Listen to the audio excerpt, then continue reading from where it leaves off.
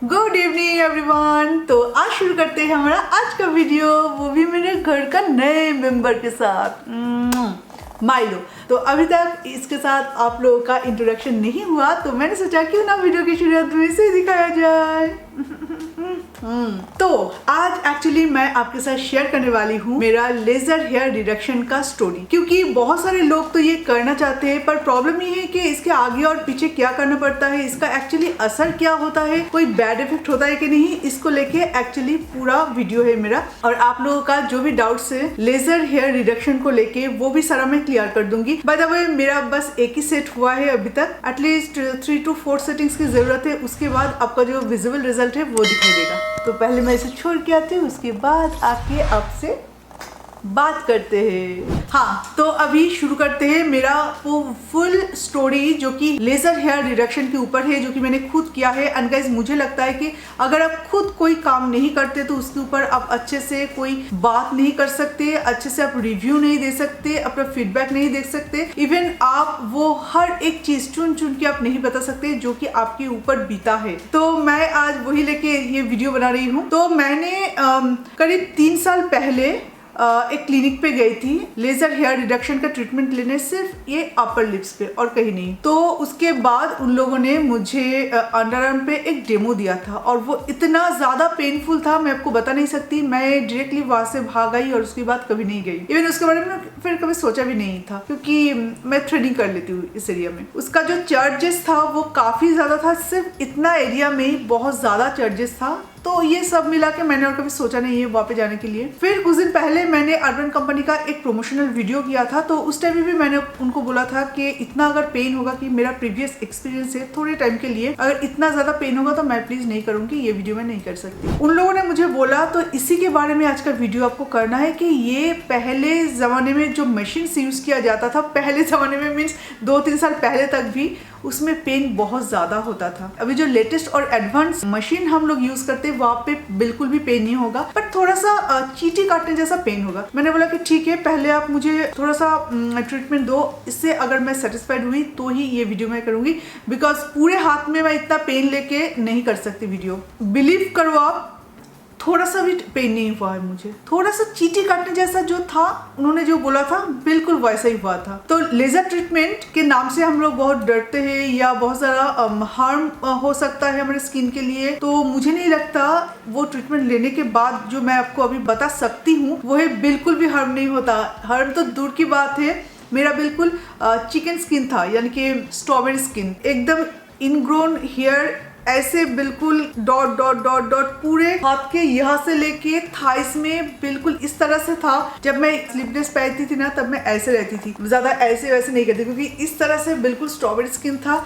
मैं शॉर्ट्स नहीं पहनती थी, ज्यादा क्या पहनती नहीं थी। एक ट्रीटमेंट में वो सारे जो इनग्रोन हेयर है वो रिड्यूस हो गया। इस तरह से रिड्यूस हुआ कि बिल्कुल स्मूथ बन गया मेरा स्किन। इवन आप बिलीव नहीं करोगे, 20 डेज पहले मैंने अपना हेयर रिडक्शन किया था और अभी तक हेयर आया ही नहीं। पर ऐसा नहीं कि नहीं आएगा, आएगा छोटे छोटे।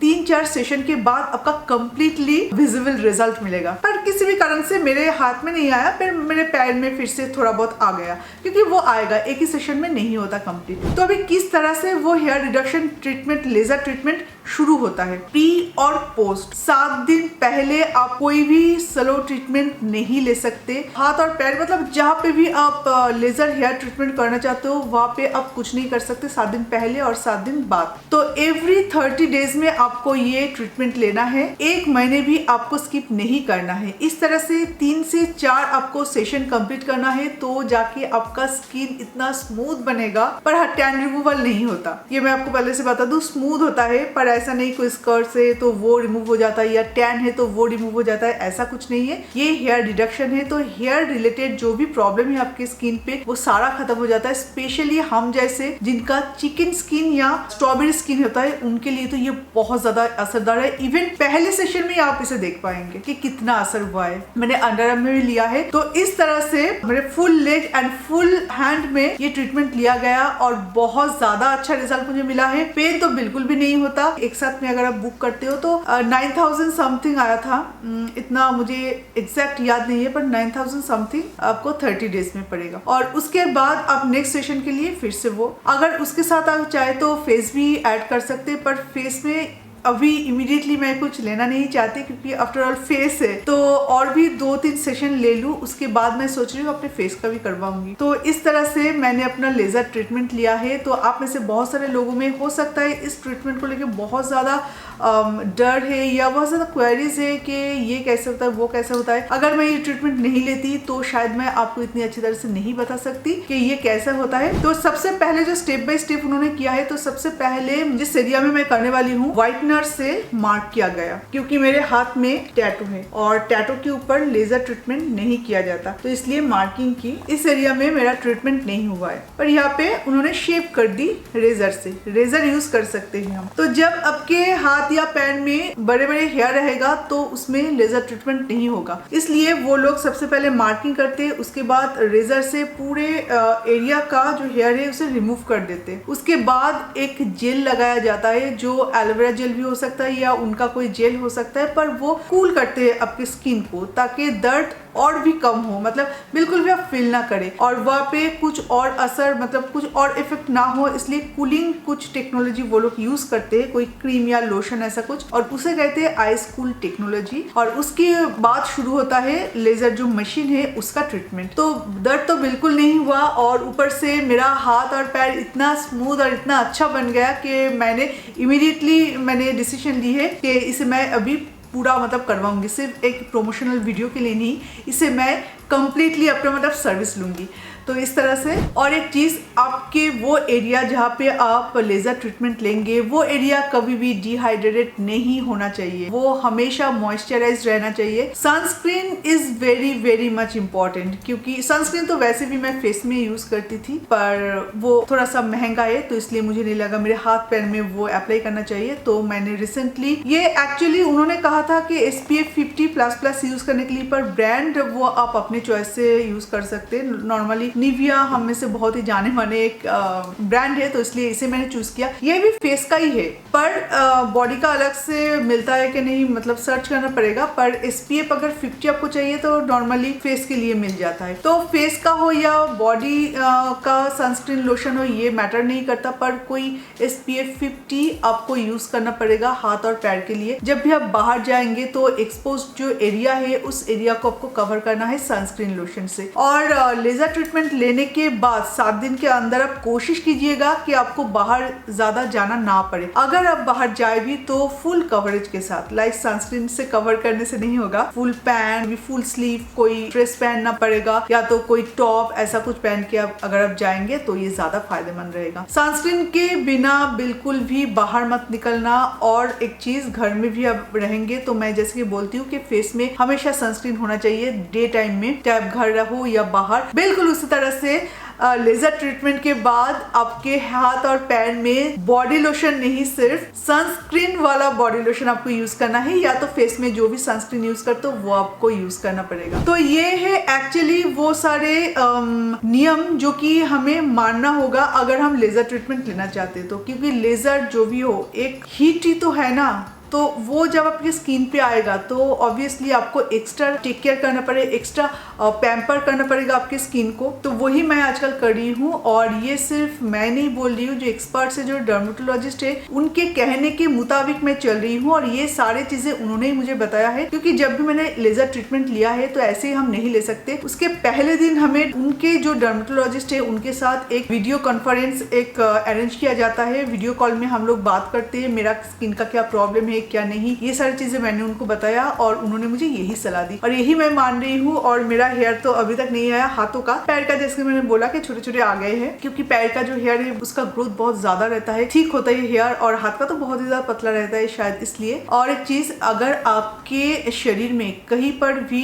ऑपरेशन के दौरान कोई स्टील का प्लेट लगाया गया हो तो ये ट्रीटमेंट बिल्कुल भी मत लीजिएगा। आई थिंक वो लोग आपको बोल देंगे, जरूर आपको इन्फॉर्म करेंगे, पर जबकि मुझे पता चला तो मुझे लगा कि आपको ये बता दूं। पीसीओडी, पीसीओएस और थायराइड अगर किसी का होता है, मतलब 3 ही होना पड़ेगा ऐसा जरूरी नहीं है, मतलब कोई भी एक बीमारी अगर किसी को हो तो उनका हेयर ग्रोथ बहुत ज्यादा होता है, तो आपको 8 to 10 सेशन लेना पड़ेगा, उसके बाद आपको विजिबल रिजल्ट देखने को मिलेगा। बिकॉज इसमें ये सारे डिजीज में ना हेयर ग्रोथ बहुत ज्यादा होता है, तो इसलिए ये मुझे लगा कि आपको बोलना चाहिए। मुझे भी थायराइड है पर अंडर कंट्रोल है फिलहाल तो, और मुझे तो बस अभी चल रहा है, तो थायराइड के लिए बोल सकती हूँ, पर पीसीओडी और पीसीओएस के लिए मैं नहीं बोल सकती। उनका हेयर ग्रोथ कितना होना चाहिए या इसका कितने सेशन में आपका कंप्लीटली मतलब विजिबल रिजल्ट मिलेगा, इतना मैं क्लियरली नहीं बोल सकती। पर जबकि थायराइड मुझे है वो अभी अंडर कंट्रोल भी है, तो इसलिए मैं बोल सकती कि मैंने लिया है और उसके बाद अभी तो ठीक ठाक ही है। 30 डेज अभी होने वाला है, उसके बावजूद भी इतना ज्यादा हेयर अभी तक मेरे हाथ में नहीं आया, पैर में थोड़ा बहुत आया है, तो ये भी सब ठीक हो जाएगा। तो ये है एक्चुअली मेरा वो स्टोरी और एक्चुअली मेरा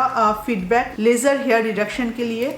मुझे लगा कि मेरा ये फीडबैक आपको थोड़ा बहुत काम आ जाए। जो ऑलरेडी ले चुकी है उनके बातों पे हमें ज्यादा भरोसा होता है, क्योंकि देखिए हमेशा हर एक चीज में मार्केटिंग तो होता ही है। कोई अगर ट्रीटमेंट दे रहा हो, वो अगर आपको बोल रहे हैं कि हाँ इसमें ये होता है वो होता है, हमें थोड़ा सा ट्रस्ट होता है कि सच में वो शायद इस ट्रीटमेंट को सेल करने के लिए बोल रहे हैं और ये कोई प्रमोशनल वीडियो नहीं है। कोई एक कस्टमर अगर खुद लिया हो, कोई एक इंसान अगर खुद लिया हो, वो अगर आपको बोलते ना, तो जाके मुझे लगता है कि आपको एक जेन्युइन फीडबैक मिल सकता है। जो भी हो, ये रहे मेरा वो कंप्लीट फीडबैक जो कि लेजर हेयर रिडक्शन के लिए है, तो आप लोग निश्चिंत होकर कर सकते हो। पर किसी का भी अगर कोई एक्स्ट्रा स्किन का प्रॉब्लम है जो कि नॉर्मली देखा नहीं जाता, तो प्लीज आप डर्मेटोलॉजिस्ट के साथ एक बार बात कर लीजिएगा, क्योंकि वो तो मैं क्लियर नहीं कर सकती, पर मेरा ऐसा कुछ नहीं था। और हाँ, मैं 2-4 सेशन के बाद अपना फेस का भी करवाऊंगी, उसका भी एक प्रॉपर वीडियो आपके साथ शेयर करूंगी। एंड गाइज, और एक चीज मैं जाते जाते आपको बताना चाहूंगी कि लेजर हेयर रिडक्शन इसका मतलब ये नहीं कि 4-5 सेशन आप ले लो उसके बाद जिंदगी भर के लिए आपका हेयर कभी आएगा नहीं, इसे मेंटेन करने की कोई जरूरत नहीं पड़ेगी। लेजर हेयर रिडक्शन मतलब उस टाइम के लिए तो चला गया आपका स्किन से सारे हेयर,